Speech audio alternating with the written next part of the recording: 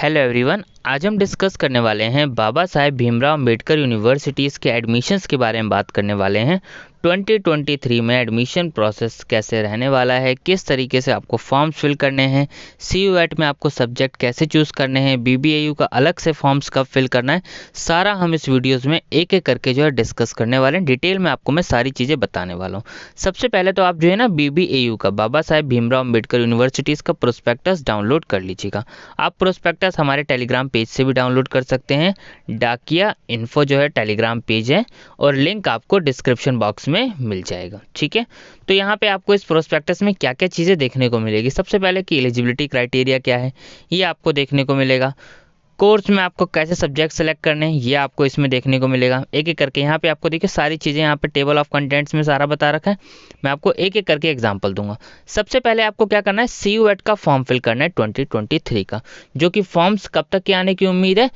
Fab में जो है फॉर्म्स आपके रिलीज हो जाएंगे। ठीक है, फर्स्ट वीक ऑफ फैब के बाद कभी भी फॉर्म रिलीज हो सकता है। फॉर्म रिलीज होने के बाद जो आपको पहले फॉर्म फिल करना पड़ेगा और फॉर्म फिल करने के बाद आपको ध्यान रखना है कि जब आप फॉर्म फिल कर रहे हैं तो आपको सब्जेक्ट्स कौन कौन से चूज़ करने हैं और यूनिवर्सिटीज़ कौन कौन सी चूज़ करनी है। अब जो यूनिवर्सिटीज़ आप चूज़ करेंगे उस यूनिवर्सिटीज़ का एलिजिबिलिटी क्राइटेरिया आपको पता होना चाहिए। अब आप BBAU चूज़ कर रहे हैं, बाबा साहेब भीमराव अम्बेडकर यूनिवर्सिटीज़, तो उसके लिए सबसे पहले आप चेक कीजिए कि आप कौन से कोर्स के लिए अप्लाई करना चाह रहे हैं।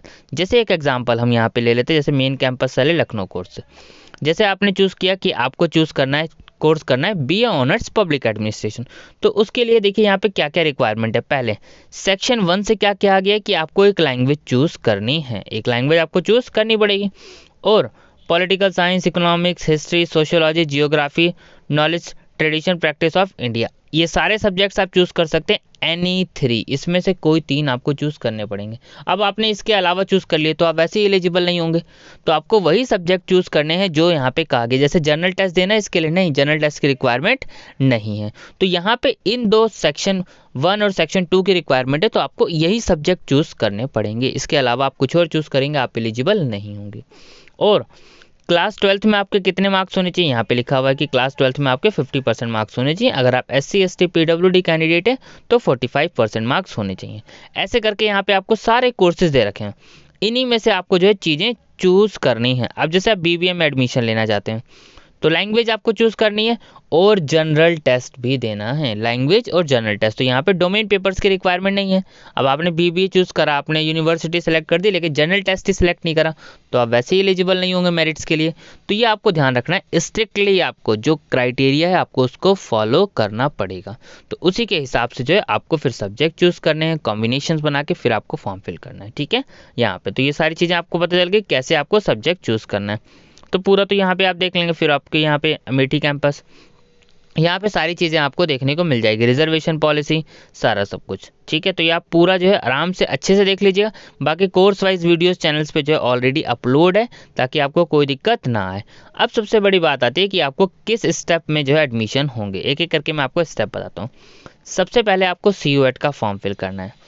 CUET के फॉर्म में आपको कोर्स सेलेक्ट करना है और यूनिवर्सिटी जितनी मर्जी सेलेक्ट कर सकते हैं आप, कोर्स सब्जेक्ट जितने मर्जी यूनिवर्सिटीज़, लेकिन पेपर लिमिटेड है। जैसे एक जनरल टेस्ट आप दे सकते हैं, 2 लैंग्वेज चूज़ कर सकते हैं और 6 डोमेन भी चूज़ कर सकते हैं, 5 to 6 डोमेन चूज़ कर सकते हैं। कोशिश कीजिएगा ज़्यादा से ज़्यादा डोमेन चूज़ करें, लेकिन रेलिवेंट डोमेन जो रिक्वायरमेंट है। जनरल टेस्ट जरूर दीजिएगा, क्योंकि बहुत सारी यूनिवर्सिटीज़ का एलिजिबिलिटी क्राइटेरिया जनरल टेस्ट तो है ही है, जनरल टेस्ट तो लैंग्वेज, तो प्लस पॉइंट आपके लिए रहेगा। और जिस भी यूनिवर्सिटीज़ में आपको एडमिशन लेना है अच्छे से सोच लीजिए और वो सारी यूनिवर्सिटीज़ सेलेक्ट कीजिएगा। ठीक है, नेक्स्ट सेकंड, फिर आपको CUET का एंट्रेंस देना है और उसके बाद फिर यूनिवर्सिटी CUET का रिजल्ट आएगा, उसके बाद यूनिवर्सिटी सेपरेट फॉर्म रिलीज़ करेगी काउंसलिंग का, और फिर आपको जो है सेपरेट यूनिवर्सिटीज़ का फॉर्म भी फिल करना है। अगर आप यूनिवर्सिटीज़ का फॉर्म नहीं फिल करेंगे तो आप काउंसलिंग के लिए एलिजिबल नहीं होंगे, ये आपको ध्यान रखना है। टाइम टू टाइम जैसे जैसे काउंसलिंग के फॉर्म्स निकलते जाएंगे सब आपको टाइम टू टाइम अपडेट कर दिया जाएगा,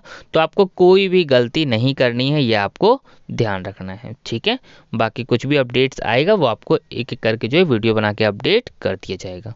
थैंक यू।